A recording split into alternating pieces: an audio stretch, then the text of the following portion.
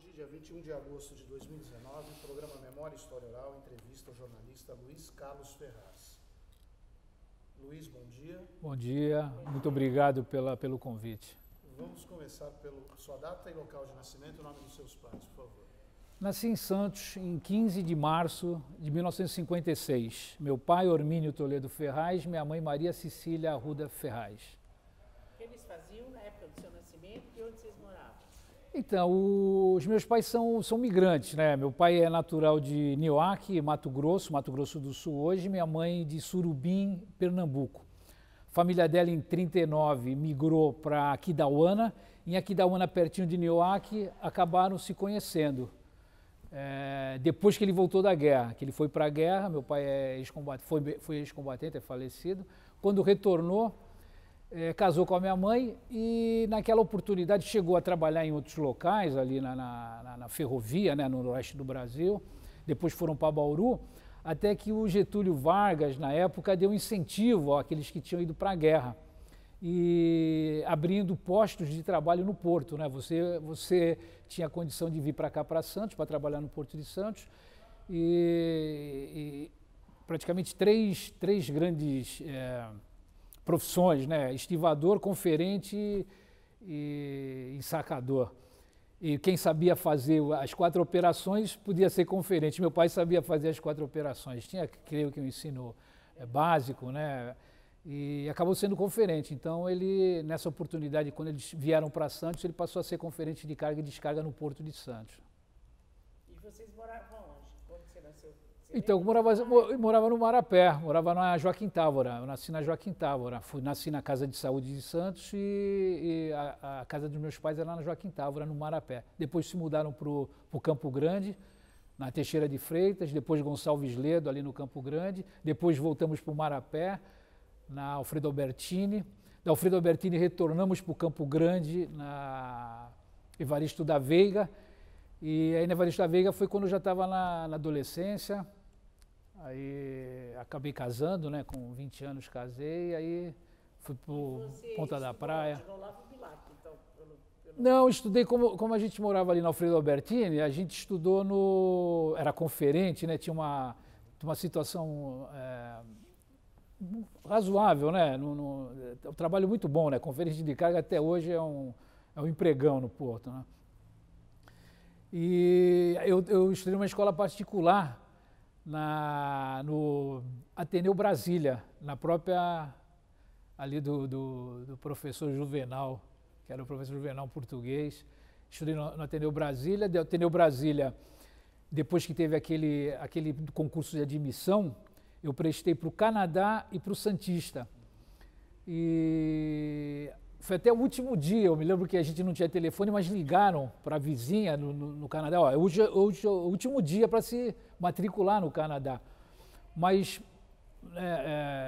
minha mãe, né, meus pais preferiram se matricular no Santista. Então eu fui para o Santista, eu e meu irmão naquele ano a gente acabou indo para o Santista. Eu estudei 2 anos no Santista, porque curiosamente aquele negócio, né, nesse momento a gente mudou do Marapé para o Campo Grande, da Alfredo Albertini para Evaristo da Veiga, perto do Primo Ferreira, entendeu? E meu irmão acabou repetindo no primeiro colegial. Eu fiz o primeiro e o segundo ano do ginásio no Santista, meu irmão o primeiro colegial, que não é, acho que era esse nome, colegial. Científico. E ele repetiu. Então, eu não sei se foi tipo assim, pô, repetiu, então vai todo mundo para a escola pública. Então, que era uma escola boa, né? Tanto o Canadá era muito bom naquela época, né? Muito disputado, quanto o Primo Ferreira. Então, eu fiz o Primo Ferreira e aí não saí mais do Primo Ferreira. Acabei o ginásio do Primo Ferreira, fiz o colegial no Primo Ferreira, optei por Humanas e acabei prestando vestibular para a Faculdade de Comunicação de Santos, a Facos, né? Optando por Relações Públicas. Né? E na época eu não fiz CCEA, talvez eu devesse fazer CCEA. Eu estudei naquela época, para você ver, quem estudou no último ano do Primo Ferreira foi o Caio Túlio. O Caio Túlio estudou em Santos. E a gente fez o cursinho junto, inclusive, fizemos, né, ganhamos bolsa, né? A gente estudava muito e realmente a gente... Mercadante estudou lá também. No Primo Ferreira? Então, eu fiz concurso de bolsa e tal, mas eu não prestei CCE, não prestei USP, a gente sabe, não tinha, eu não sei, a gente estava muito ligado aqui com aqui, eu falei, não vou fazer Santos, e me inscrevi no vestibular para relações, era dividido, era comunicação, dividia publicidade, relações públicas, jornalismo. Eu fiz 1 ano e meio, passei em relações públicas, fiz 1 ano e meio de relações públicas, e só que percebi que, quando se discutia o mercado de trabalho, não existia mercado, não era regulamentado, não tinha condição de trabalhar, eu vi que haveria dificuldade, e na época a Cidade de Santos já estava oferecendo estágios para estudantes. Então eu mudei no meio do ano, do segundo ano, eu mudei para jornalismo e me habilitei no estágio no Cidade de Santos. E trabalhei 2 anos e meio no Cidade de Santos, em 76 e até 78, depois fui para o Diário do Grande ABC, me formei em 77, sou da turma de 77, aí com vários colegas aí que exerceram, Lani, Mauri, Bebê, Diabo, e muita gente boa aí que assumiu a carreira de jornalismo. Mas trabalhei até 78, fui demitido pelo Bland, teve aquela...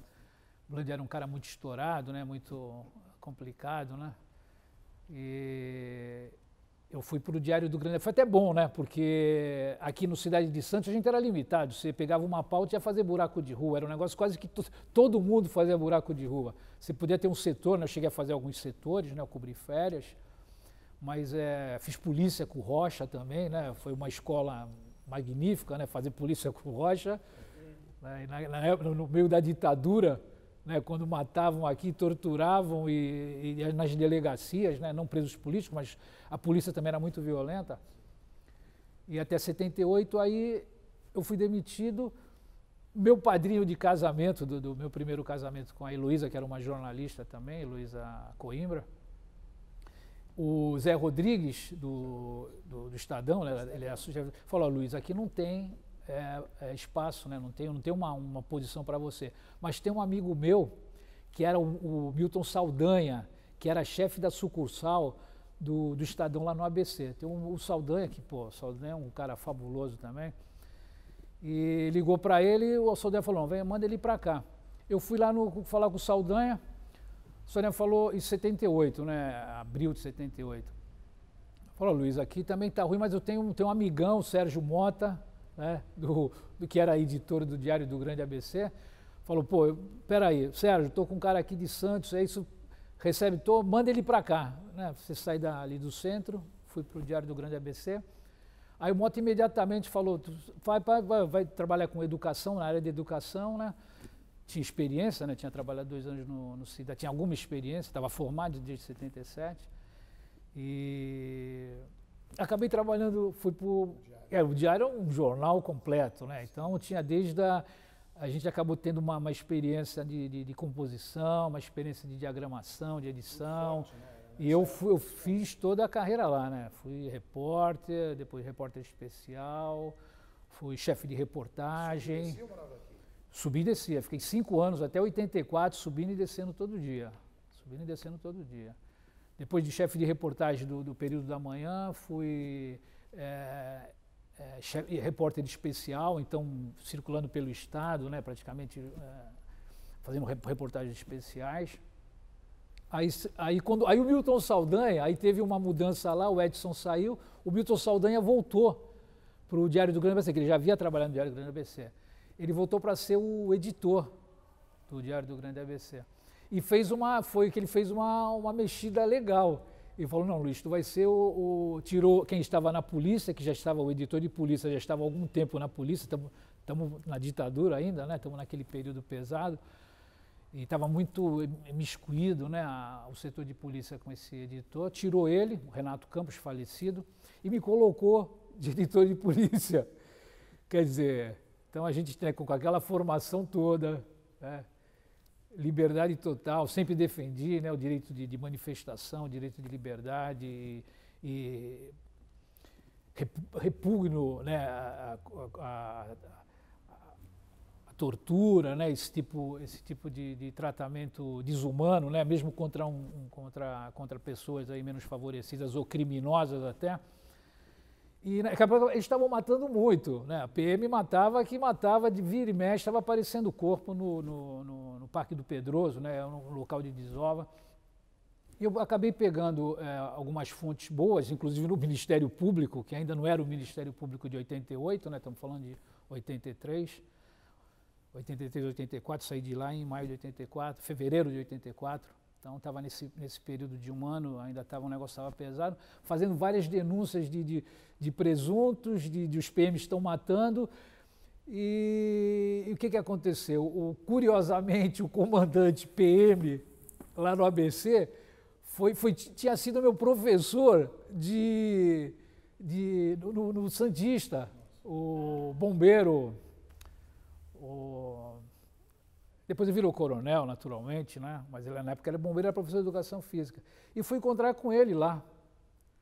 E não sei se, né, coincidências da vida, né? Já tinha sido demitido do Cidade em circunstâncias, né, que, curiosamente, também eu era correspondente do jornal O Trabalho, da OSI, né, Organização Socialista Internacionalista, que era, assim, a esquerda da esquerda, né? Então lá era correspondente, né, teve a fundação da cooperativa dos jornalistas aqui, o Preto no Branco, e a gente escrevendo para o jornal República também como correspondente, fazendo alguns textos, e textos sendo publicados, texto de trabalho, que o trabalho priorizava, né, a situação dos estivadores e tal. E essas denúncias do Coronel Barreto, o velho Barreto.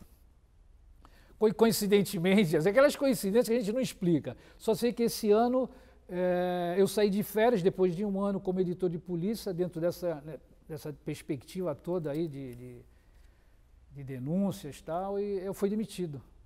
Né?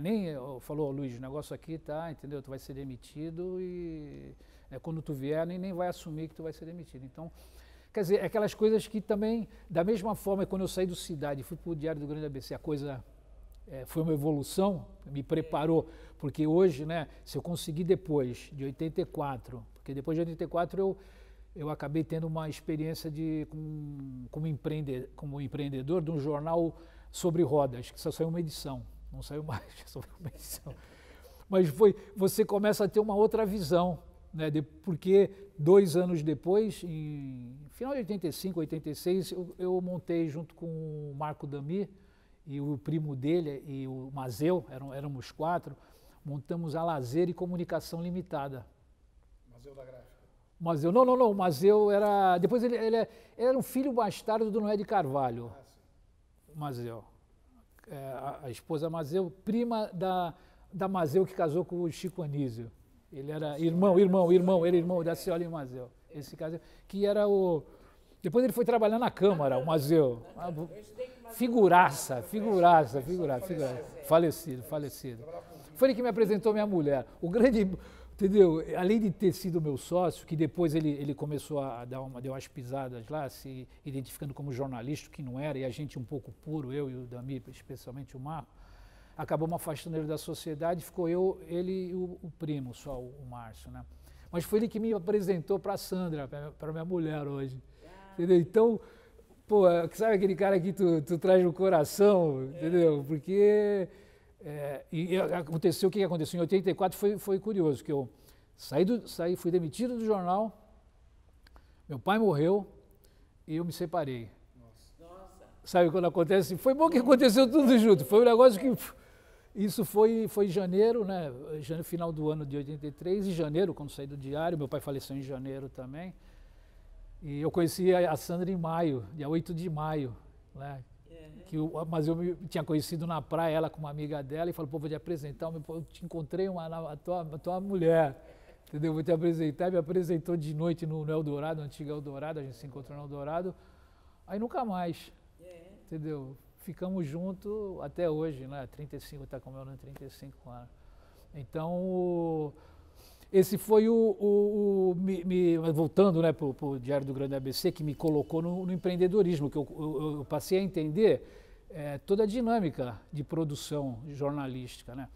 Então, com a Lazer e Comunicação, né, a gente acabou lançando O Bairro, foi uma primeira publicação, né, foram 34 edições do Bairro, a gente estava situado na Pedro Lessa, e foi uma forma de entrar com essa ideia. Falei, pô, vamos fazer um jornal para a comunidade, né, dentro daquela começando a discussão global, né, tu discutir localmente, né, a tua comunidade.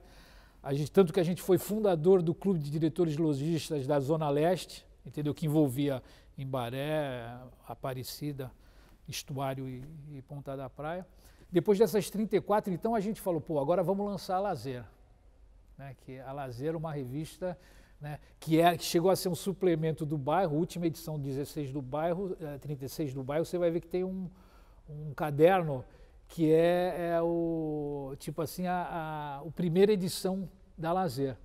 E aí começou a Lazer, foram 34 edições também, coincidentemente os dois foram 34 edições, e com o apoio do governo municipal, naquela época foi 86, Oswaldo Justo.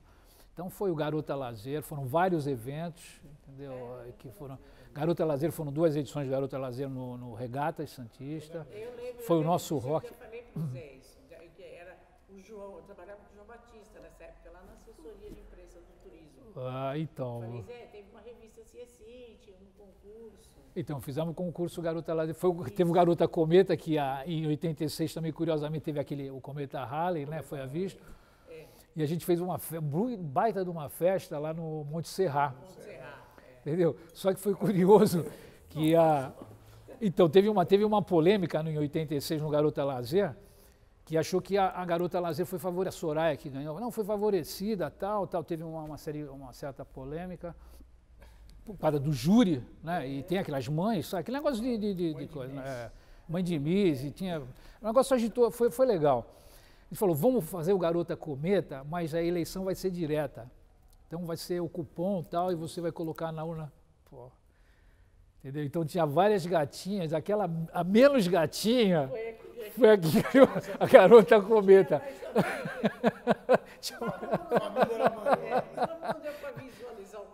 Mas foi um negócio, foi muito engraçado, que falou, pô... Então, acabou em 87, sob os auspícios do Sarney, né, com aquele... descongelou. O que aconteceu? Alguns credores que a gente tinha não pagaram, faliram. O Marco também, um dia vocês vão ouvir ele, porque também é um jornalista que também tem alguma coisa para contar, né? Pressionado, tal, aqui separando, né? Tanto que depois ele acabou casando. Não dá mais para continuar a sociedade e tal. Falei, então a gente termina, pagamos o que tinha que pagar, acabou uma sociedade. O melhor cliente na época era a HPROL, que era um fabricante de skate. Eu passei a fazer o marketing, né? Porque eu sempre fui da criação. Eu não era o que vendia. Quem vendia era o Marcos, que cuidava mais da administração, e quem vendia era o Márcio, falecido Márcio Premudelli. E eu só fazia a criação, então era criar projetos, fazer os eventos, escrever o jornal, fizemos o Jornal de Santos, nessa mesma época da revista Lazer, fizemos o Jornal de Santos, foi uma parceria com Oswaldão Justo, entendeu? Uma história que, né, uma história, entendeu, muito legal que a gente criou, acabou depois sendo transferido para o Lupércio Mussi, que depois tocou o Jornal de Santos.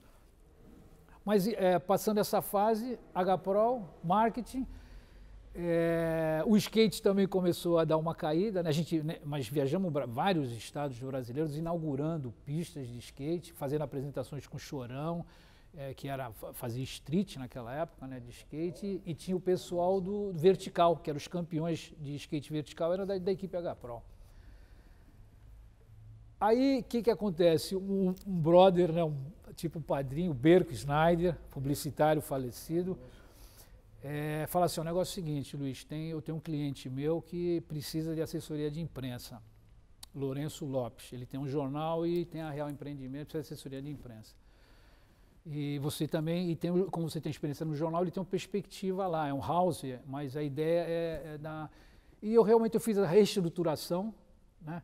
E se for contar essa história toda, mas até chegar uma hora que o Lourenço não podia mais, né, não vamos tocar o jornal, como ele também não ia tocar mais a a empresa de beleza que ele tinha, de creme de beleza, e a empresa de turismo, ele falou, Luiz, entendeu, toca o jornal, já tinha criado a Titã Comunicação, então passei a criar o jornal. E outro cliente muito bom que o Berco me deu naquela época foi o Pepe Astucci. Falou, pô, então eles acabaram, coincidentemente, tinha acabado de, eu falo muito coincidentemente, mas nesses ambientes, né, a gente vai falar do Caminho de Santiago, né, que é a minha grande paixão, e no Caminho de Santiago, num ambiente sacralizado, não existem coincidências. As coisas são energia, entendeu? Então, as coisas estão acontecendo porque você está querendo e porque as coisas estão escritas, né, só estão se desenvolvendo.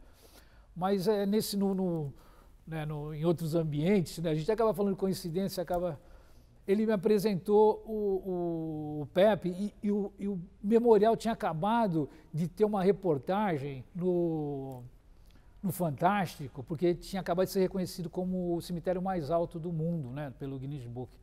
E precisava, porque começou a gente procurar, né? Apesar de que essa reportagem no Fantástico, ela acaba trazendo os olhos, né, o pessoal, então via muita gente querer conhecer o cemitério, né, então precisava de um assessor. E eu passei a fazer a assessoria para o Memorial e desenvolver junto com o departamento comercial o projeto cultural, com aquelas apresentações uma vez por mês, o projeto esportivo, eu estava presente quando a gente contratou, né, quando a Memorial, quando o Oides que levou, o Oides falou, Pepe, eu tenho um cara ele acabou de vir da Itália, ganhou o Campeonato Mundial de Ultramaratona, isso em 91, na Itália, Firenze e Faenza, os 100 quilômetros de Firenze e Faenza, Valmir Nunes. E trouxe lá, e foi o Pepe sempre querendo associar a morte, né, o cemitério, essa coisa triste que é com a vida, né? O Pepe é não sei se ele já foi entrevistado, mas é um terrível, né? Um cara muito interessante também, tem uma história fantástica. E a gente começou a boxe, pedestrianismo, ciclismo, então a gente tinha perspectiva, tinha as assessorias, né, e o Pepe me indicou Maurício Mariano, fazendo assessoria política também, o Lourenço queria mais uma coisa personal, então trabalhou mais junto com Tereza Bueno Wolff, alguma coisa mais social, né, apesar que a gente tentou mudar para falar, pô, tu não é um cara só de bonitinho, né? Então é um cara de opinião, então vamos trabalhar artigos, né? Então a gente fez um trabalho, procurou sempre, eu acho que é aí que fecha aquela minha formação que eu disse no início, do jornalista, né, em busca da verdade, né, da investigação, com relações públicas, de você fomentar aquela imagem, de criar coisas positivas. Tanto que hoje você vê o Perspectiva, né, que é o jornal que eu edito, né, através da Titã. O jornal é só notícia positiva, né? O objetivo não é polemizar, é levar reflexão e divulgar experiências, né? Acho que eu falei muito até chegar no...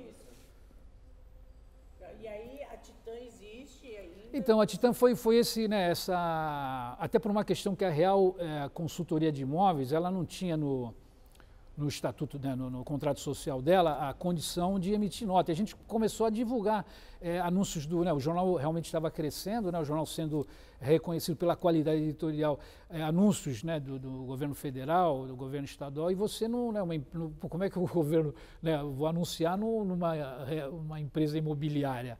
Então a gente criou a Titã Comunicação, né, e passou todo né, registrou, né, fez toda uma conformação de periódico, de jornal, né, com base nessa lei da ditadura aí que trata da imprensa, né, mas em condição para que ele tivesse condição de sobreviver e ter independência, o que hoje, né, a gente consegue com essa dificuldade toda.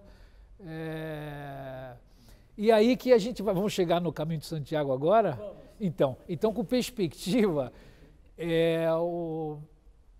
em 2007, um amigo, né, eu conheci ele realmente em 2007, o José Roberto Lisboa Júnior, ele fez o Caminho de Santiago Em 2008 ele voltou para o Caminho de Santiago para ser hospitaleiro.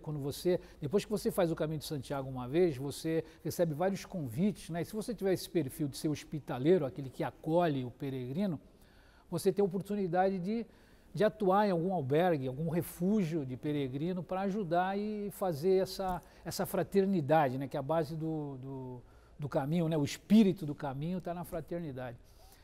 E a gente fazia parte de uma mesma loja, da Fraternidade, da Loja Maçônica Fraternidade. Ele falou, pô, Luiz, tu tem um jornal, eu acabei de receber o meu diploma de hospitaleiro, sou hospitaleiro diplomado hoje, né, depois de ter feito o caminho. E eu preciso divulgar, um dos compromissos é difundir o caminho. Pô, tu não faz uma entrevista, publica no jornal uma entrevista. Eu falei, pô, né, meu irmão, claro, vamos fazer essa entrevista do Caminho de Santiago. Eu já tinha ouvido, quem não tinha ouvido falar do Caminho de Santiago, quem não tinha lido Paulo Coelho, naquela época, né, Paulo Coelho tinha estourado quase 10 anos antes com o Diário de um Mago, né, quando ele faz aquela saga dele da espada e tal. Vamos fazer essa entrevista. Final de 2008, faço a entrevista com ele e coloco na capa um santista no Caminho de Santiago, né, e a partir daquele momento, né, recebendo aquelas informações de Lisboa, né, de como foi o caminho dele, dessa fraternidade, e levando em consideração também que no ano seguinte seria ano compostelano, 2010 era um ano santo, né, eu inspirado pelo meu irmão Lisboa e buscando também essa grande reportagem que seria escrever alguma coisa do ano santo que viria, então já projetando alguma publicação referente ao ano seguinte, 2010, e desperto também para a busca do autoconhecimento, que esse daí realmente é uma dos diferenciais do Caminho de Santiago, nessa oportunidade que você tem de se autoconhecer com a peregrinação. Eu falei, pô, eu vou fazer o caminho. E a partir daquele momento, naquele final de 2008 e começo de 2009, eu comecei comprei a mochila, comprei a bota, copiei o guia, ele tinha um guia da El País Aguilar, eu xerocopiei, fiz um caderno para mim, né, um espiral para mim, e li aquilo, né, em um branco e preto mesmo, né, o original todo colorido, mas eu preparei um guia para mim. E falei, vou fazer o caminho francês, que é o mais organizado, e vou saber também como é que está a situação lá em Saint-Jean-Pied-de-Port, no acolhimento aos peregrinos, se estão preocupados com o ano seguinte, do Ano Santo Compostelano. O Ano Santo Compostelano é todo ano em que o 25 de julho, dia de Santiago, cai no domingo. Então, quando o ano é compostelano, isso aconteceu em 2010, vai acontecer agora em 2021. É concedida indulgência plenária ao peregrino, quer dizer, o perdão dos pecados, isso é uma bula. Então, existem poucas bulas papais em que estabelecem anos santos com concessão de indulgência plenária. Então, no mundo católico, religioso, né, é uma importância muito grande, né? Ele tem assim um poder muito grande. E, então, a tendência é o caminho crescer muito, né? Muitos peregrinos vão, né? E não só peregrinos, aquelas pessoas que não sei querendo ser purista, né, que o peregrino é aquele que vai a pé, ou que vai de bicicleta, ou que vai a cavalo, que faz os 100 quilômetros úteis, mas tem muita gente que vai de avião, que vai de ônibus, que vai de carro, mas que vai também para venerar as relíquias do apóstolo. Então, a gente tem que hoje equilibrar, né, essa concepção do que é ser peregrino, né? Porque essa mesma fé, essa fé que faz você ir venerar as relíquias, acreditar, né, sem ver aqueles ossos, né, acreditar que foram descobertos na Galícia, que toda aquela história desse mito jacobeu, de que ele foi perseguido em 33, foi decapitado por Herodes, os discípulos dele colocaram o corpo junto com a cabeça, né, porque já teve, não, a cabeça foi para outro lugar, mas colocaram com a cabeça numa barca de pedra, essa barca de pedra foi chegar na Galícia. Por que a Galícia? Porque ele tinha predicado na Galícia, né, naquele período, né, de fuga, então ele teria vindo para a Galícia, teria voltado, então, e tinha esse princípio de se sepultar no local onde havia sido predicado. Então, esses discípulos né? Depois ficaram Atanásio, são dois, né? Eles têm junto com Santiago na catedral, Santiago e tal Atanásio e o outro que eu já lembro o nome. Então os três ali. E encontraram então trouxe a balsa, a barca de pedra aportou em Padrón, que é na Galícia pertinho, foi levada até essa cidade que ali era a base de um antigo mancio romano, né? Mancio era aqueles lugares onde se parava para trocar, né, as rodas dentro das vias romanas, né? Então tinha em Compostela já era quase que uma cidade, não tinha esse nome naturalmente, né? E sepultaram ele numa antiga sepultura, né, românica, né, românica, né, que é romana de respeito à arquitetura, romana do período, e sepultaram lá. Aí o que acontece? Sempre teve não, tem o apóstolo está aqui, o apóstolo está aqui, o Beato de Liébana, né, que depois vai chegar, é um dos que ele está lá no monastério de Liébana, do Camilo Lebaniego, é esse beato que ele vive lá, o Beato de Liébana, escreveu de que isso no século VII, né, então 600 e pouco, os restos do apóstolo só vão ser encontrados no século VIII, no século IX, desculpe, 815, 830, tem o século IX, mas ele já falava antes de que ele está aqui, ele vai ser encontrado um dia, vai ser encontrado um dia, vai ser encontrado um dia, até que se mistura, né, tradição, lenda, com a visão que o Pelaio, né, que um eremita teve de estrelas, indicando esse ponto onde estaria Santiago sepultado. Ele vai lá, nesse lugar, encontra realmente esse sepulcro abandonado, e com esses três, né, os três sepulcros abandonados, avisa o bispo de Iria Flávia, né, que encontramos o apóstolo. O bispo de Iria Flávia, o Teodomiro, vai lá e havia um interesse por causa daquela invasão moura, né, muçulmana, de ter alguma coisa que catalisasse a energia para se combater. Realmente encontramos os restos do apóstolo aqui.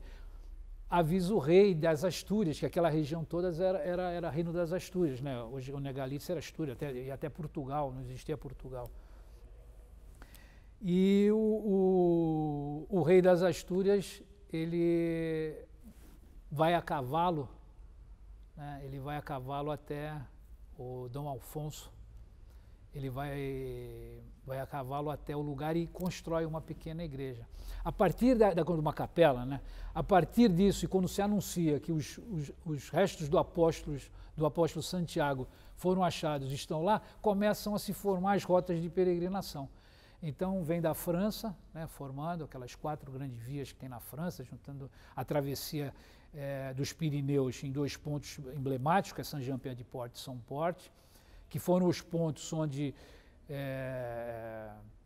Carlos Magno, teve uma batalha de Carlos Magno naquela travessia em Roncesvalles, ali tem uma história das tropas de Carlos Magno que foram vencidas ali por os espanhóis, em Somport, e do sul, seja de Sevilha, formando a Via de la Plata, recuperando antigas vias romanas, que aquilo era tudo, você vai ver como é que é o roteiro, roteiro Antonino, né, de Antonino, que criou essas vias, aí criou um mapa, né, com todas essas vias que cortavam ali a Europa, cortavam, né, desde Itália, Espanha, né, que viria a ser Espanha e Portugal. De Lisboa, quer dizer, do que viria a ser Lisboa, começaram a se formar rotas de peregrinação para cultuar o apóstolo. E a partir daí começou o mito, né?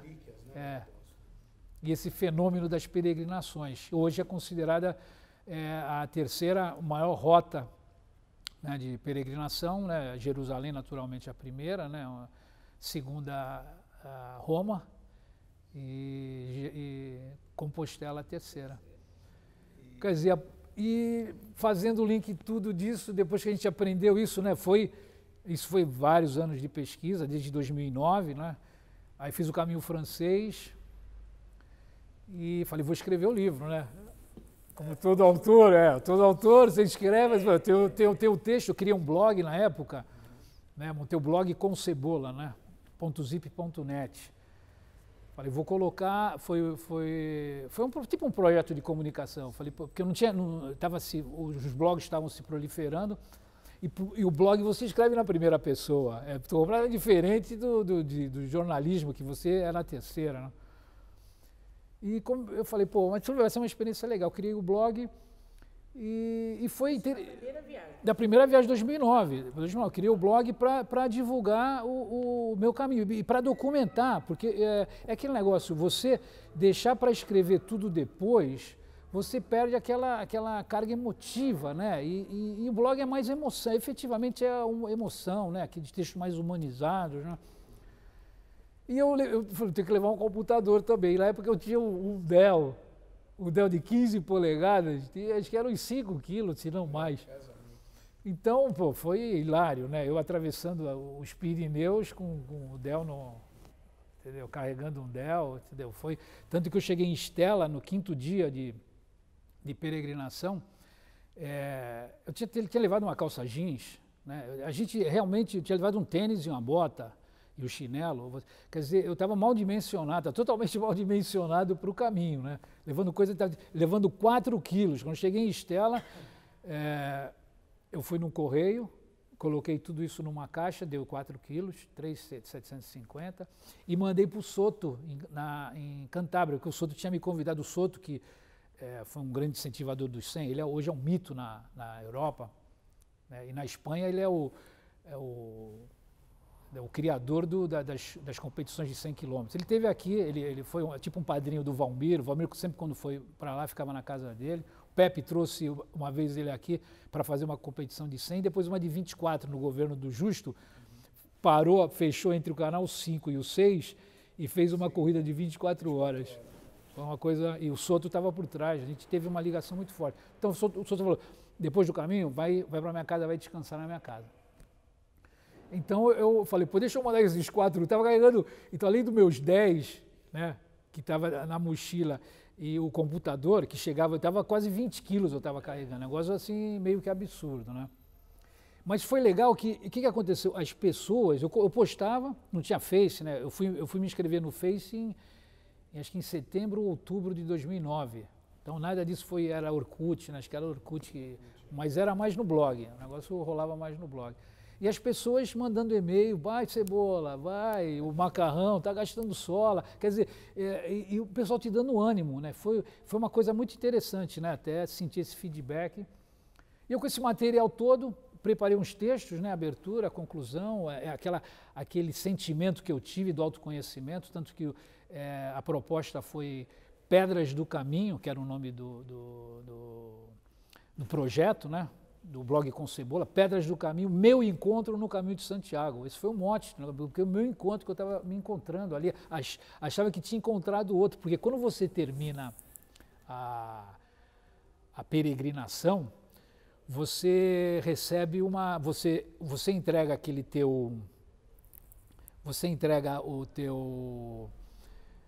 a tua credencial de peregrino com os carimbos, né? Você entrega aquilo na oficina de peregrinação da catedral e eles te conferem lá, se você efetivamente... Eles te cobram os últimos 100 quilômetros a pé. De bicicleta, os últimos 120 e a cavalo também os últimos 100 quilômetros. Eles te cobram isso e você tem que ter, cada dia, o carimbo, né? Eles pedem hoje pelo menos 2. Aquela de experiência também, eu tinha um de cada dia. Só quando chegava no albergue eu não ficava carimbando. Mas cheguei, recebi a Compostela, aí eu vi lá, o meu nome havia sido trocado, não era Luiz Carlos Ferraz, era Ludovicum Carolum Ferraz. Eu falei, putz, realmente eu sou em latim o Luiz. Depois quando eu voltei, eu não era mais Ludovicum, era Aloysium, porque outra forma do Luiz também é Aloysium. Então eu tenho 4 Compostelas, né? Eu tenho algumas que estão Aloysium e alguma com Ludovicum. Sai a mesma pessoa. Aí vamos escrever o livro. É fácil, escrever tal, tem aquela receptividade boa. Não consegui, preparei, imprimi o xerox, né, editei, né, diagramei, fiz fotos coloridas, né, um tamanho legal, tal, fazer projeto de 20 e poucos mil reais, né, impressão de alguns 500 ou 1.000 exemplares. Não consegui o dinheiro. Não consegui o dinheiro. Falei, quer saber? Eu vou para o caminho de novo. Era 2010, eu falei, não vou esperar esse livro, vou ficar aqui patinando com o livro. E 2010 é o ano compostelano. Essa era a ideia, conhecer Compostela no ano compostelano. E segui para o caminho, fui fazer o caminho português. Escolhi o caminho português, o caminho mais curto, né, dos 800 iniciais, eu fui fazer 240 quilômetros, desde o Porto. Então, eu fui para o Porto 2 noites, depois fiz em 10 dias o caminho. Volto o mesmo esquema, né? Só que eu troquei aquele Dell de 15 por um net de 10 polegadas, uma coisa mais compacta, tal, que foi possível. Mesmo preparei, tentei publicar, né, o primeiro, não consegui. Eu acabei indo no ano seguinte, minha esposa falou, tu não vai mais pro caminho, não vai esse ano, nas férias, era em junho, ajudou a fazer, vamos para o Peru, fomos para Machu Picchu, acho que foi uma coisa que deu uma oxigenizada também, Machu Picchu também, energia total, né? E no 2012 voltei para o caminho para o Aragonês, fazer uma coisa mais curta ainda. O caminho Aragonês é essa travessia dos Pirineus, você sai de São Porte, só até Pointe la Reina, onde ele se encontra com o francês e segue. Já tinha feito essa do francês, falei, vou fazer o Aragonês. Até uma dica do Lisboa, que o Lisboa tinha feito o caminho Aragonês no ano anterior. E, embora tenha feito em setembro, tal, um outro período, tal, mas eu falei, pô, eu vou fazer. Primeiro eu fui para Lourdes, né, conhecer Lourdes, que eu não conhecia o Santuário de Lourdes, porque fica perto de São Porte, fiz o caminho. Aí que veio a ideia da trilogia, uma ideia que me foi incentivada também pelo Silvares, eu não sei se vocês entrevistaram o Paulo Silvares, um brother, ele falou, pô, Cebola, faz uma trilogia, pô. E foi aí que né, incentivado, eu tinha os três, e eu procurando ter uma visão, falei, pô, realmente, Pedras do Caminho, meu encontro no caminho de Santiago. O segundo, Pedras do Caminho, sentido do perdão. Porque a grande sacada do caminho, do segundo caminho, no Ano Santo, foi a discussão do perdão, da indulgência plenária. E eu tive a felicidade da Missa do Peregrino ser celebrada pelo arcebispo de Compostela, Dom Barrio, que a homilia dele sobre o perdão é a coisa que, sabe, transcendental. E me abriu aquela visão do perdão pelo que não fazemos, né? Que a gente fala muito, pô, então eu sou um cara bom, não mato, eu não roubo, não cobiço a mulher do próximo, amo meu irmão, mas e as coisas que eu poderia fazer e eu não faço, quer dizer, por omissão, quer dizer, coisas simples, né? Que às vezes a gente está passando, exemplo, né, básico, né? Tu vê um mendigo, às vezes tu espera que ele te peça, porra, o cara do jeito que ele está totalmente, entendeu? Ele já tá ali, não tem mais nada, pô. Tu quer daqui que ele te peça alguma coisa, é exigir demais da pessoa. Então, e se às vezes você tem 1, 2, 3, 5 reais, né? Tu não precisa ter uma fortuna também, né, você vai entregar a fortuna, mas alguma coisa que possa aquecer ele, não sei, pô. E tu tem ali, entendeu? Tu sabe que tu tem, não vai te fazer falta, ou vai fazer pouco, pô, e tu pega e passa batido, faz, pô, caramba, eu sou tão ruim assim, né? Então, essa dimensão do sentido do perdão no caminho de Santiago, acho que, né, apesar que no caminho de Santiago, porque tem uma máxima no caminho, né, que é difícil a gente praticar aqui nesse mundo mundano que a gente vive, né? Que é que o peregrino não pede, o peregrino agradece. Quer dizer, lá você está, né, de bota, você está, né, com um chapéu grande, né, por causa de se protegendo do sol, está com uma mochila, está com um cajado, né? Você é um peregrino, né? Já houve uma época em que os hospitaleiros, né, os que cuidavam de peregrino também tinham indulgência plenária, que foi até por um incentivo. Isso está na cultura do povo lá. Então eles te veem, eles não, sabe, eles sabem que você é uma pessoa que não vai te fazer mal, você não vai fazer mal, entendeu? Você está ali porque tem tua fé, mesmo o turista, quando ele está com essa disposição, ele também é recepcionado dessa gente, não é uma distinção, né? Tu é turista, tu é turisgrino, tu é bicigrino, há uma receptividade, né? Está na cultura, essa fraternidade do acolhimento.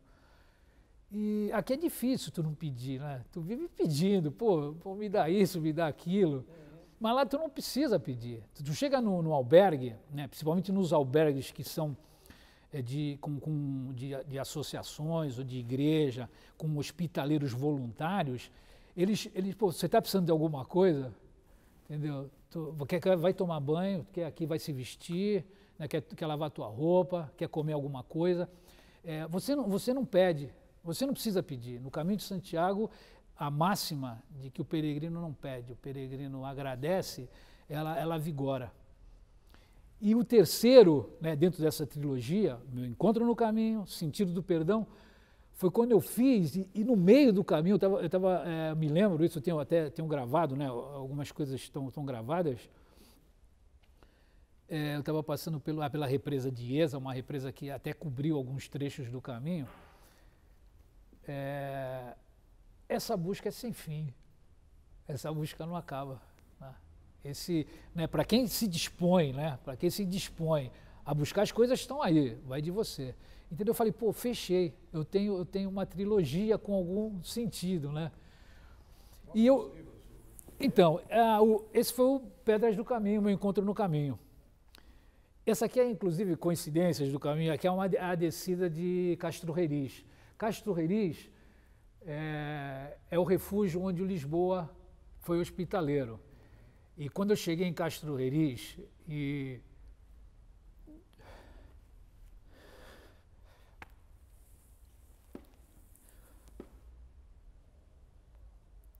eles estavam me esperando, né? E a receptividade foi uma coisa assim fenomenal. Né? E o carinho que eles tinham pelo Lisboa, aqui o Juca, o apelido dele é Juca. Aqui, o Juca, quando vem aqui, o Juca dorme aqui. O Juca, ele fuma aqui nessa janela, o Juca fuma aqui. E eles me acolheram de uma forma, e no final, quando eu estava, né, me preparei para dormir, um dos hospitaleiros de Madrid, o Jesus,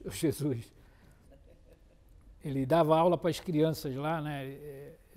Não sei se matemática ou física, ele dava aula para a comunidade. E eu tô deitado, já está praticamente dormindo. Ele, vamos Luiz, vamos. Eu falei, o que é? Vamos ter uma ceia. Eles prepararam uma ceia para mim. Eles prepararam uma ceia, um saladão, né? E estava o outro hospitaleiro lá em cima. Fomos para cima do...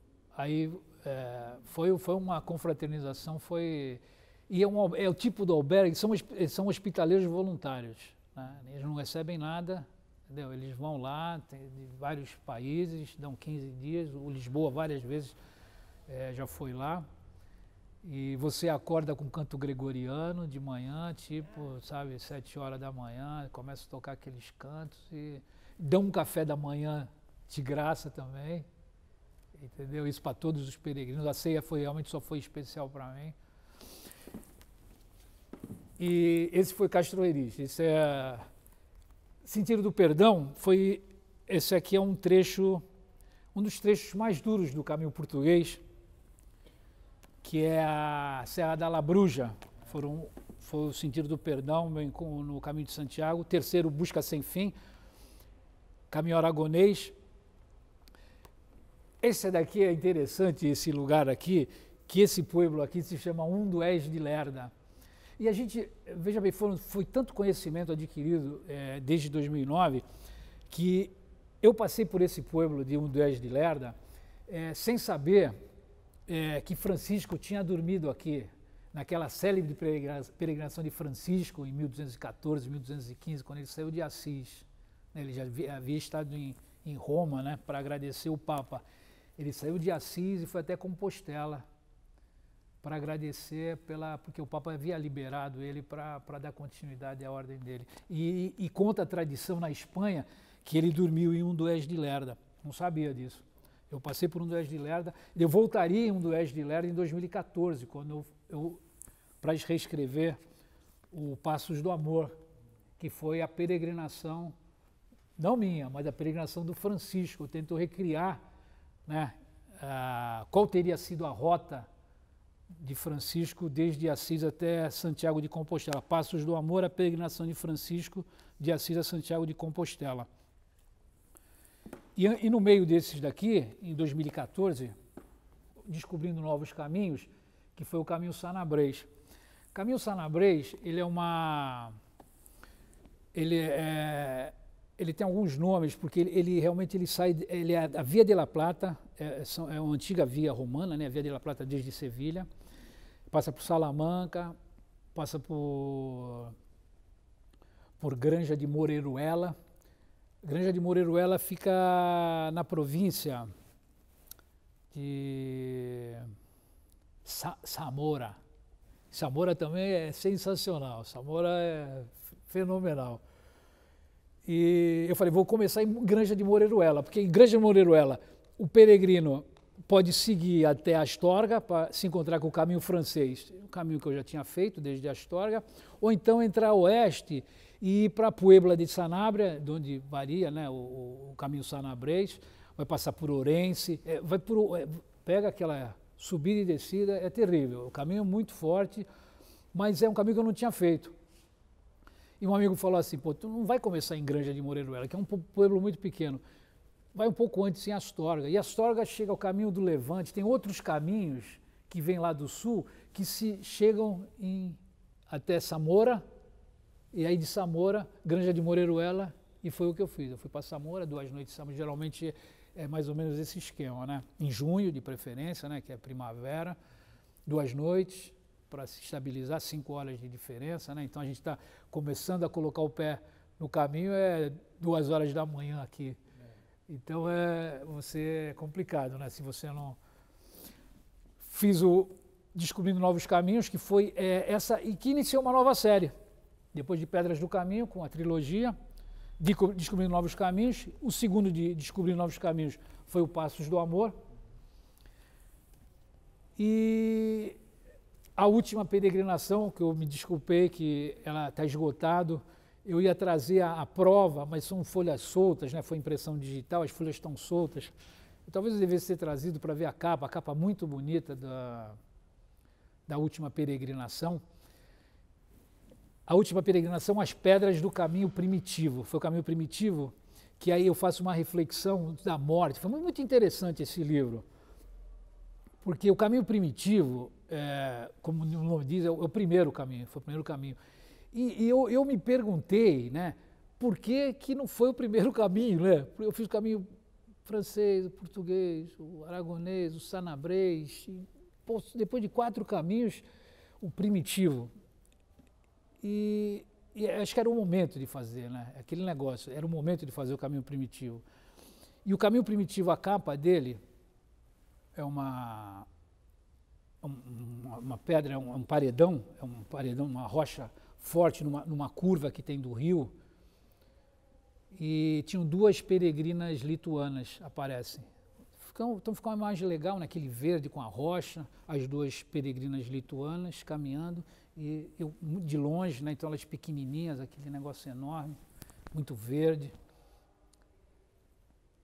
E você descendo para a represa de Grandas de Salime, é uma represa grande que tem lá em Grandas de Salime. Você desce ali, é só uma decidão. E o que aconteceu? Por que a última peregrinação?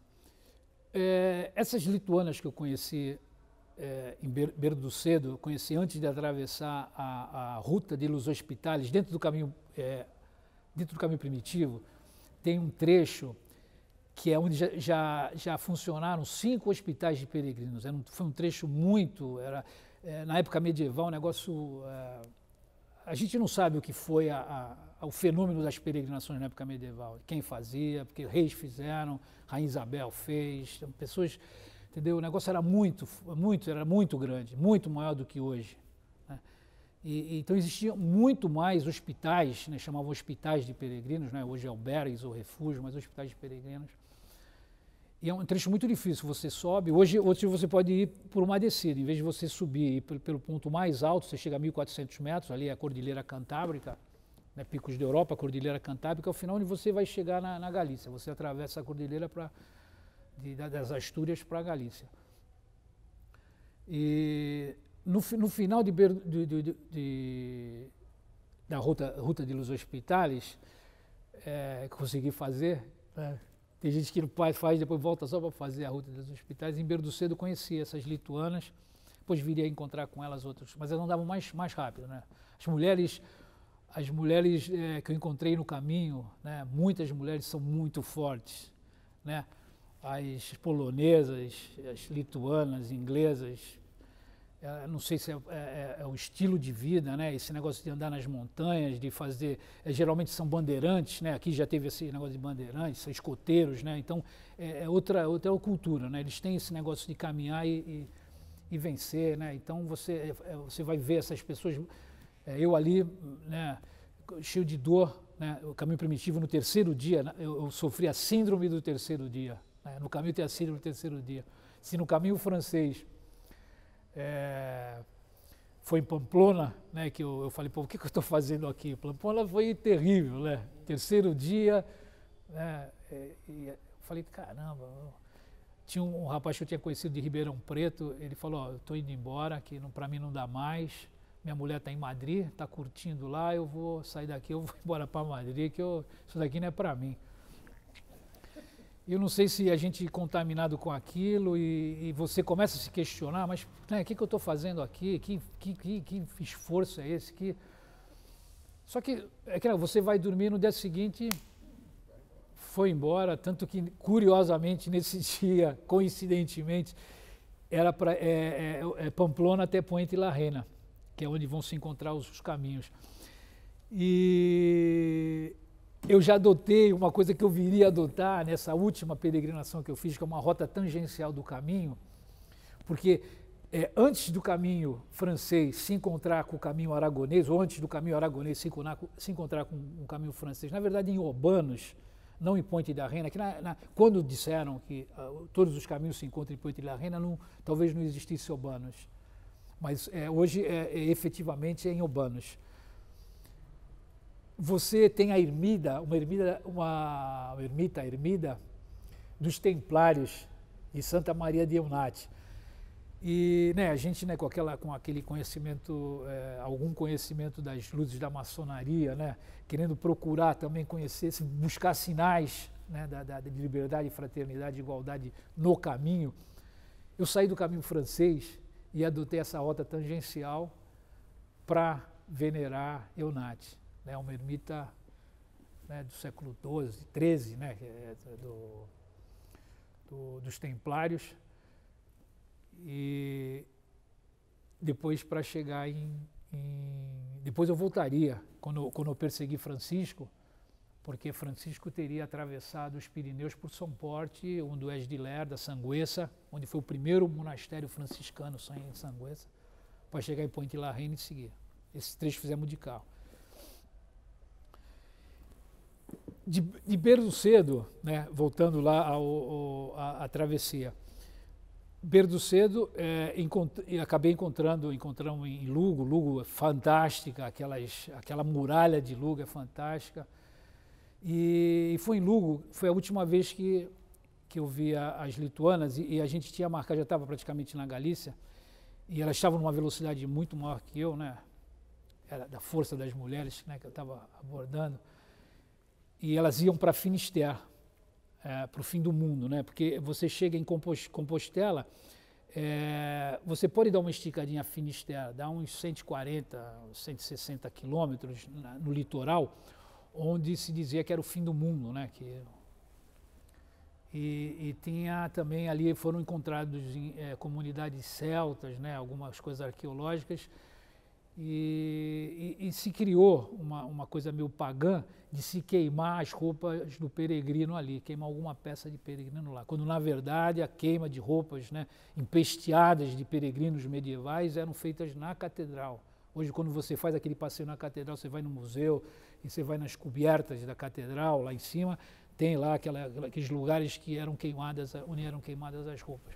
Mas se criou alguma coisa meio que... Hoje é mais turismo. Costa da Morte, entendeu? Já teve navio, o petroleiro que naufragou lá. E elas falaram que iam para lá e tal. Eu falei, então talvez dê certo, porque eu vou mais devagar, né? E a gente se encontra em Compostela. E acabamos se encontrando em Compostela, assistimos a missa do peregrino. Apresentei elas para o Frei Henrique. Frei Henrique é o irmão franciscano lá que eu conheci, ele que me presenteia todo dia com aquele link da leitura do Evangelho no dia. Então é uma coisa muito interessante, que eu recebo já de madrugada, eu já leio aquilo de manhã, já vejo espanhol. E aquilo muito bem elaborado ele é franciscano, o Frei Henrique. Ele está baseado em Betanzos, na Galícia ali. Mas já teve um programa, A Voz da Galícia, ele é tipo jornalista, ele é um comunicador, fora de série, foi Henrique Lista. Eu tive a oportunidade de apresentar para elas, né? E estava com a Carmen também, Carmen Nolasco, que é uma irmã que Santiago me deu, que quando eu estava fazendo o caminho Sanabrês, e eu escrevi, ela sentiu, né, que estava numa situação muito difícil em Lhasa, né, estava aqui um negócio, bicho de bolha nos pés.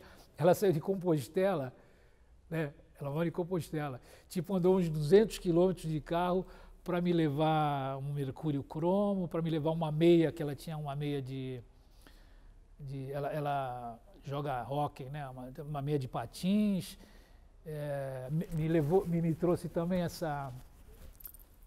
essa cruz de Santiago, que eu tenho até hoje, né, guardo ela e trago ela, essa de Santiago, esse é o tal de Francisco, né, eles são a minha grande proteção, e ela me trouxe essa pequena joia aqui, e, pô, 200 ela andou de carro, 200 quilômetros, para mim, entendeu? Não, eu vi pelas suas palavras que você estava num momento, e passamos a ser, sabe, foi uma coisa, né, isso em 2013, 2014, ela foi encontrar comigo e com Sandra, que esse eu fiz com a minha esposa, né, desde Assis, em Ocebreiro. Quando você chega na Galícia, é o ponto de...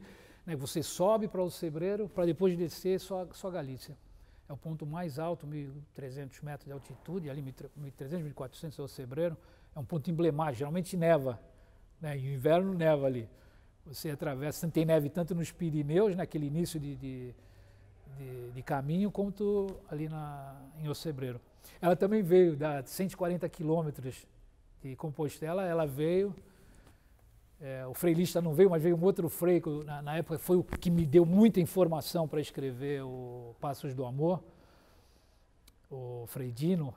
Ele também veio de A Corunha, com outro irmão franciscano, para me recepcionar. Então, tem coisas, né, que a gente...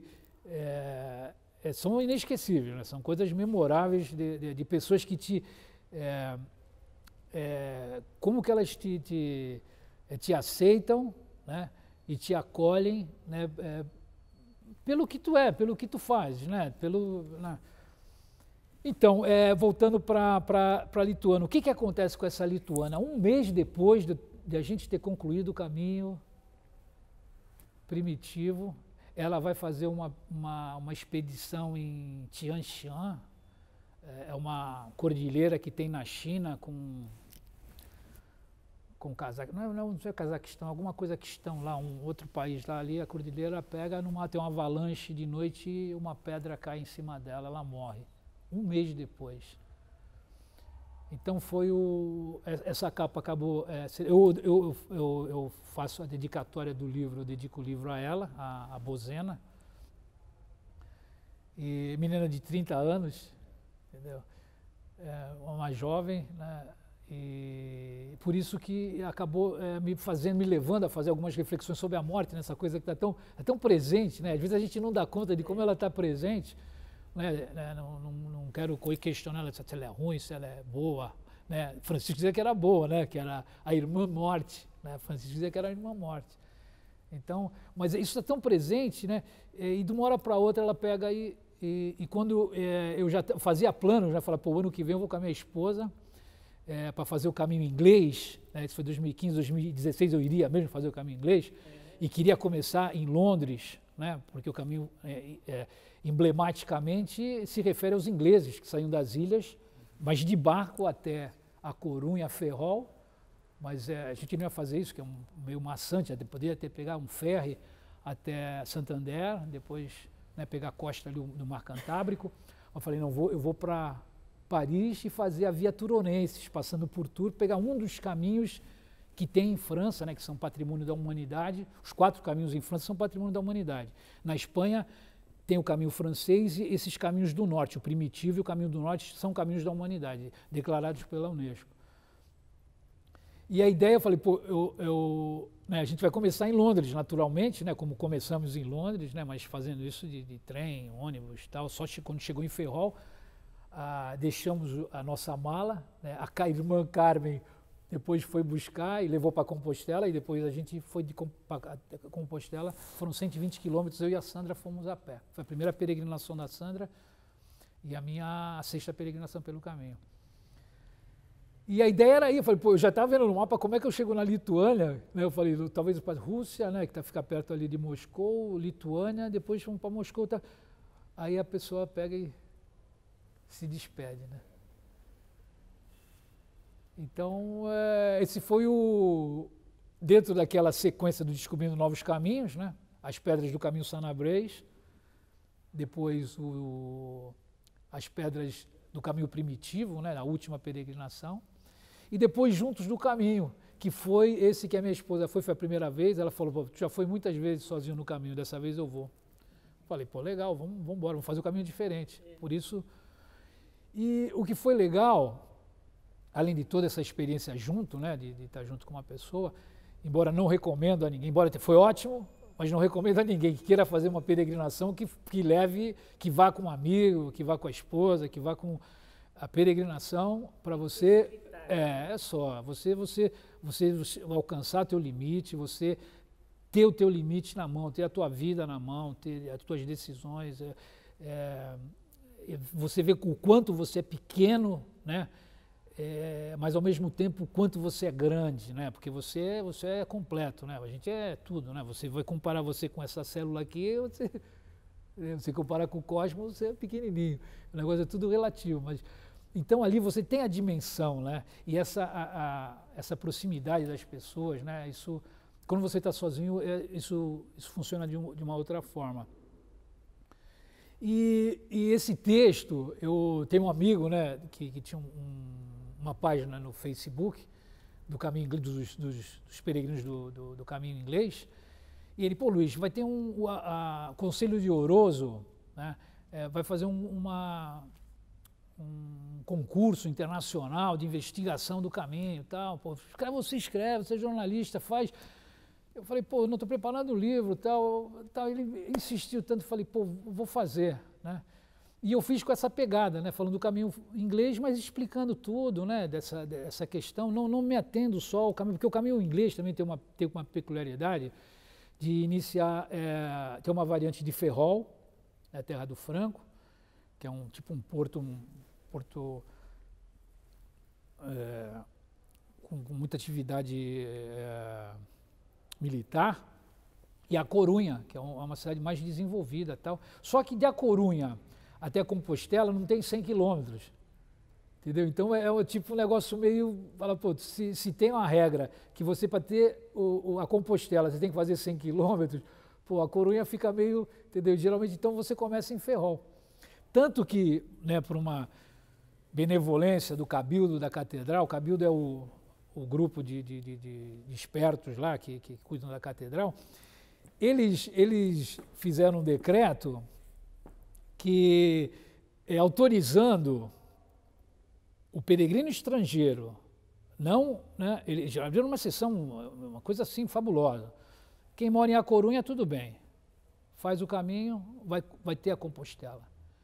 O estrangeiro que for fazer o caminho desde A Corunha, ele pode fazer, são 87 quilômetros, se não me engano. Esses 13 quilômetros, 83 são 17, alguma coisa assim, esses 20 quilômetros que você, para completar os 100, você pode fazer na sua terra, no seu país de origem.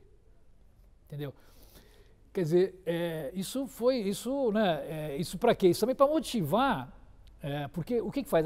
Aqui em Santos, a gente não tem associação, tem em São Paulo a ACACS, a Associação dos Confrades e Amigos do Caminho de Santiago. É bem organizada, tem sede própria, é a única no Brasil que tem sede própria. Eles fazem muitos passeios que são... eles não se avoram a dizer que é Caminho de Santiago. O Caminho de Santiago é o caminho medieval, é o caminho... Né, e você fala para um espanhol, um galego, né, o Caminho de Santiago no Brasil, isso é uma heresia terrível. Né? Então, aqui se fazem caminhos preparatórios. Faz um caminho preparatório. Aqui não é uma peregrinação. Peregrinação é para Compostela. Quer dizer, então tem aí vai ter um certo purismo, ou, né, uma certa reserva com algumas palavras que você fala em relação a... Eu fiz uma peregrinação aqui nos Passos de Anchieta. Pô, não é uma peregrinação, isso não, sabe? Tu fez uma caminhada, sei lá, né? Cada um fala, sei lá. E deu essa oportunidade. Aí, isso daí, o que acabou? Foi bom, né? Apesar de que a CACS não entrou nessa barca de chegar e criar, delimitar, quem é brasileiro que for fazer, porque é só efetivamente caminho inglês, for fazer início na Corunha, é válido esses 20 quilômetros, entendeu? Quer dizer,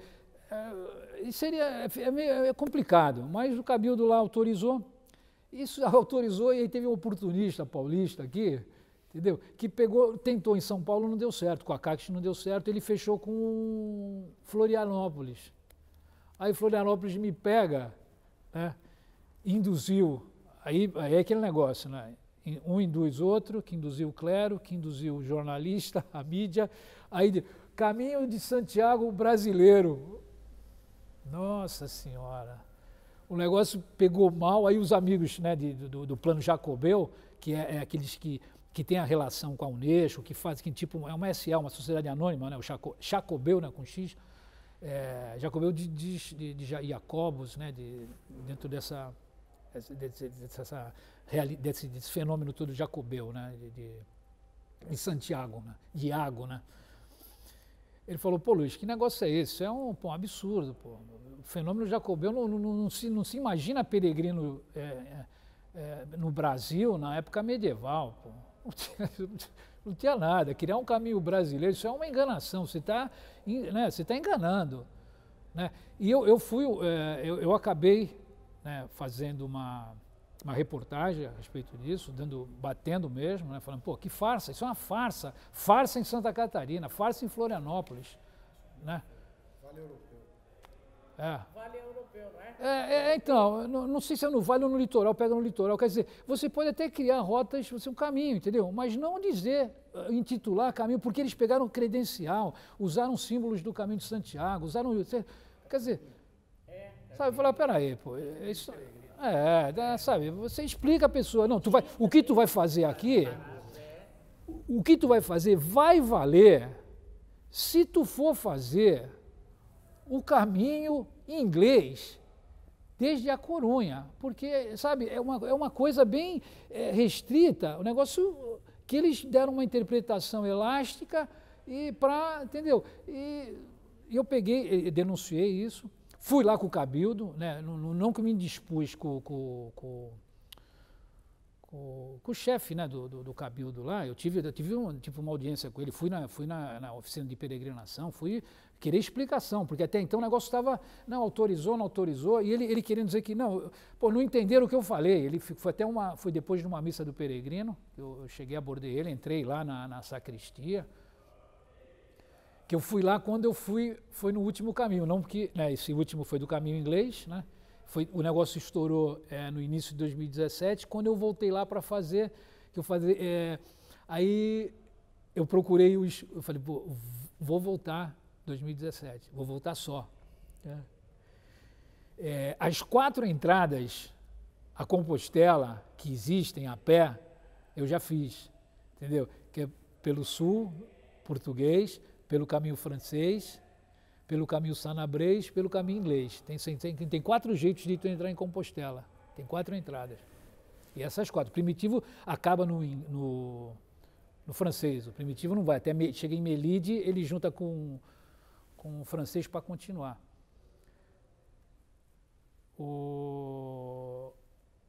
Falei, vou fazer uma coisa diferente. Né?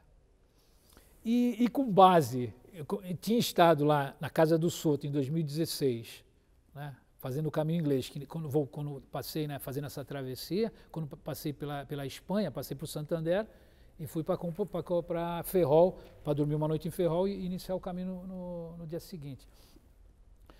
O Soto falou, pô, você tem que voltar o ano que vem aqui, que a gente vai estar comemorando o ano santo do caminho Lebaniego. Eu até então não sabia que era o caminho Lebaniego.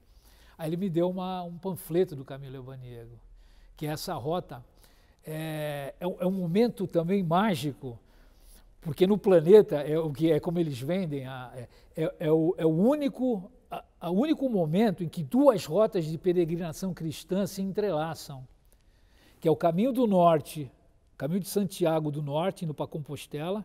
O caminho vem desde Irún, né, na divisa com França, né, nos limites de França. Depois ele vai encontrar o caminho francês lá embaixo. É o caminho do norte e o caminho francês. E esse é o caminho Lebaniego. Ele tem um trecho muito pequeno de São Vicente de La Barquera, que é no litoral da Cantábria, até Sérdio, coisa de 80 quilômetros. Tem esse trecho até Sérdio. Ele vem junto, vê o caminho do norte e o caminho Lebaniego. Em Sérdio, 1 quilômetro depois de Sérdio, o caminho do norte sobe e o caminho Lebaniego vai para a Cordilheira Cantábrica. Então é esse momento mágico em que você passa por 2 rotas medievais de peregrinação cristã. Então tinha esse apelo, e o apelo que no monastério de Santoríbio, de Liébana, que é o local lá em Potes, está o maior pedaço da cruz de Jesus Cristo. Está a Lignum Crucis. Entendeu? Então tem toda a história de como o bispo de Astorga, entendeu, recuperou essa relíquia quando ele esteve em Jerusalém no século IV, levou para Astorga, de Astorga ficou lá até 7, aí com a invasão dos mouros para proteger, buscaram um local na Cordilheira Cantábrica, onde já estava o Beato de Liébana. Quer dizer, tem toda uma explicação para justificar que esse pedaço de madeira, né, que é o maior pedaço da cruz de Cristo, está lá. E isso atrai peregrinos de todo mundo vai para lá. E, curiosamente, é uma rota de peregrinação que também tem um ano santo, que tem uma bula papal.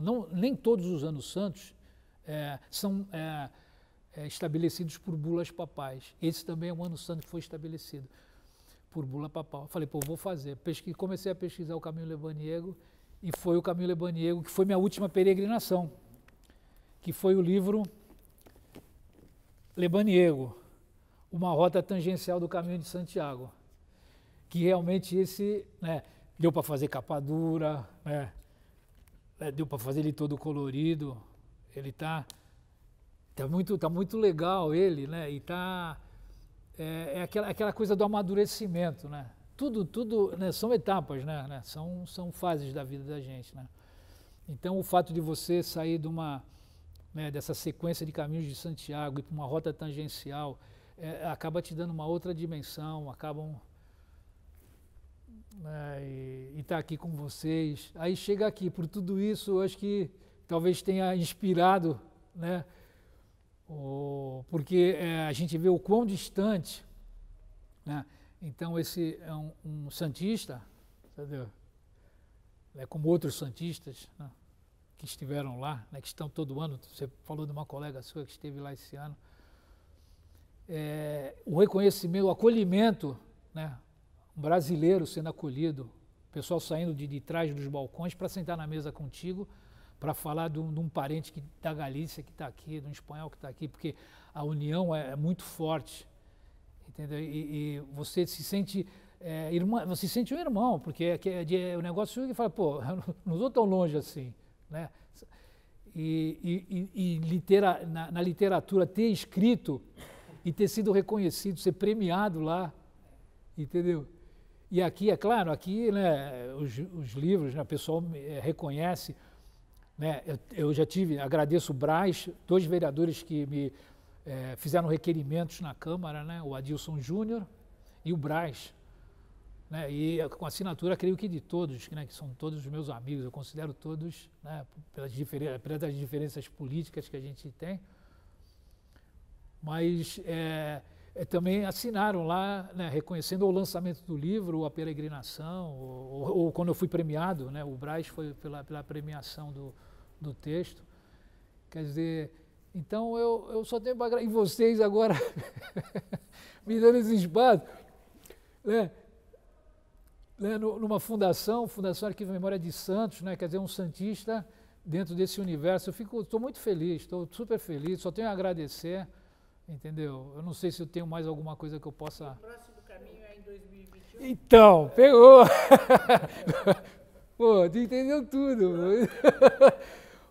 Eu estou me preparando, né, para fazer em 2021, porque eu sempre estive lá em junho, né? Final de maio, né? Finalzinho de maio e junho. Tá, depois vim para cá. Em julho, cheguei a ficar o comecinho de julho, mas em outras cidades. E eu nunca fui no 25 de julho em Compostela, porque aquilo lá, aquilo é fenomenal, né? 25 de julho em Compostela, entendeu? No Ano Santo, quer dizer, esse é um sonho, veja bem. Esse ano realmente eu estava me recuperando das cirurgias do quadril, né? Coloquei próteses no quadril.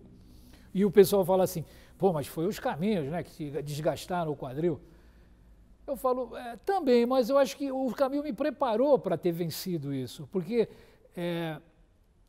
a tua musculatura e tua, né, porque são cirurgias muito invasivas, essas 2 cirurgias, você exige uma disciplina muito grande, né, a gente tem exemplos de futebolistas famosos como o Pelé, aí que fez a cirurgia e por algum motivo, não sei detalhes, mas dizem que foi um sucesso a cirurgia, mas ele não foi um bom paciente, ele não fez a fisioterapia, não teve disciplina, não sei por qual, não sei, tem outros compromissos, talvez. Quer dizer, o negócio é muito complicado. E eu ter tido, né, a felicidade, né, essa bênção de estar perfeito, né, caminhando. Entendeu? Hoje eu caminho, eu e o Billy, né, que ele me ajuda no meu treinamento, 5, 6, 7, às vezes 10 quilômetros num dia. Né? Quer dizer, é difícil já, tu sem precisar, tu não faz isso. E precisando, então, eu me acho em condições, né, de, não os 25, como você perguntou, qual a rotina? Né, você vai caminhar 5, 6 horas, eu acho que é legal, 5, 6 horas por dia, que vão dar uns 20, 25 quilômetros, porque o caminho, né, tem 2 aspectos da peregrinação. Tem o caminho. No caminho você está aprendendo, você tem todo um conhecimento que você está adquirindo ali e tem a chegada, né? Essa chegada e essa... Né? Então, o caminho não é só a chegada, né? O caminho é o caminho, né? O caminho se faz caminhando, né? Tem até uma frase que é... Então, eu estou preparado, não para os 25 quilômetros, acho que vai ser forçar, o Dr. Paulo Rogério, ele pode ir, mas, né? Vamos, né, eu estou fazendo controle, né, porque gasta, né, é uma peça de titânio, né, que vai gastar pouco, mas gasta, que fica roçando com uma de cerâmica. Quer dizer, gasta, né, o negócio gasta. Tem um amigo meu que está há 14 anos, o jornalista também, ele me mostrou a radiografia dele, a cerâmica dele e a bolinha, vê que ela está meio solta. Quer dizer, está causando dor nele, 14 anos, está causando dor, ele vai ter que trocar a bolinha. Quer dizer, ele vai ter que trocar, não o que está cravado, né, o que está cravado, ele vai ter que trocar a cabeça que está na bacia, né, no acetábulo. Quer dizer, como é que está teu osso? Entendeu? Hoje só foram parafusos, será que vai precisar, sabe? As coisas vão complicando, né? Então a gente quer usar, né, sem abusar. Então, eu acredito que fazendo 10 km por dia, tendo uma meta de 100, né, fazendo os 100, 120 quilômetros, né, um desses caminhos que eu não sei qual o caminho ainda, mas escolhi um desses caminhos, dessas entradas, né, que tem. Cheguei a pensar em fazer Finisterre invertido, mas eu preciso estudar um pouco mais para saber se havia rotas de peregrinos. Entendeu? Também não quero fazer turismo, então ir para Finisterre para... quer dizer, tem a Virgem da Barca, entendeu? Tem outra, Muxia, né, que são santuários também que você vai passar. Eu preciso estudar mais para ver qual a rota, né, mas que eu vou fazer, entendeu? E se der para fazer antes, em 20, eu vou em 20 e depois volto em 21. Luiz, a Fundação Arquivo Memória de Santos agradece o seu depoimento. Muito obrigado. Pô, eu que agradeço, mais do que... Pô, vocês são demais ter me ouvido. E se vocês três, né, que estão aqui, e as pessoas que virem esse vídeo, conseguir com que mais uma pessoa seja inspirada a fazer o caminho, experimentar toda essa magia, né, a mística do caminho de Santiago, pô, eu vou estar mais agradecido ainda. Muito obrigado.